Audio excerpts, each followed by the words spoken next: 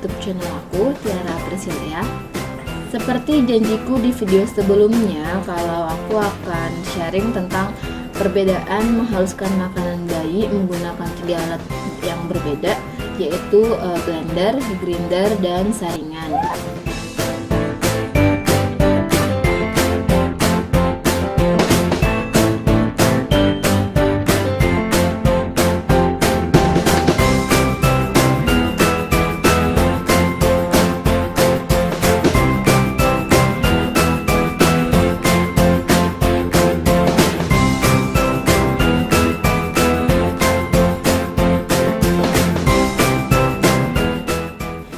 Nanti aku akan tunjukin hasil perbedaan menghaluskan makanan bayi menggunakan 3 alat tersebut. Nah, sebenarnya sih menggunakan blender untuk menghaluskan makanan bayi itu benar-benar membantu kita banget, aku banget, karena selain menghemat waktu juga menghemat tenaga.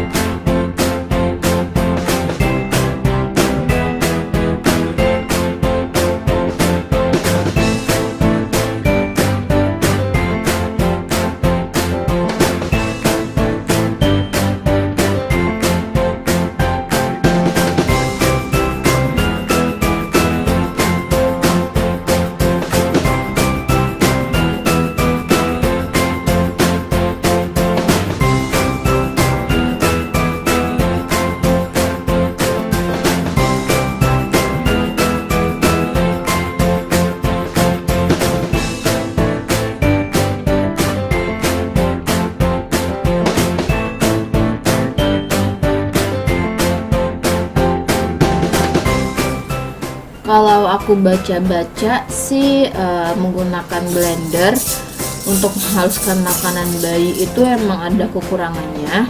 Katanya menghaluskan makanan menggunakan blender itu bisa menghasilkan panas dari putaran pisaunya sehingga menguraikan beberapa zat gizi terutama vitamin. Sama prinsipnya seperti berulang kali memanaskan sayur, pastinya akan berpengaruh tidak baik pada kandungan gizinya. Selain itu, proses makanan yang di blender itu membutuhkan tambahan air sehingga volume makanan bayi menjadi lebih besar. Maka akan ada makanan yang terbuang dalam artian tidak dikonsumsi anak secara keseluruhan karena sudah tercampur dengan air. Bagi aku sih untuk mensiasati yang katanya putaran pisau blender itu bikin panas makanan atau MPASI, Jadi aku ngeblender MPASI dalam keadaan baru selesai dimasak atau dibuat, dalam artian MPASI-nya itu memang masih hangat. Jadi aku ngeblender bukan saat MPASI-nya itu baru keluar dari kulkas.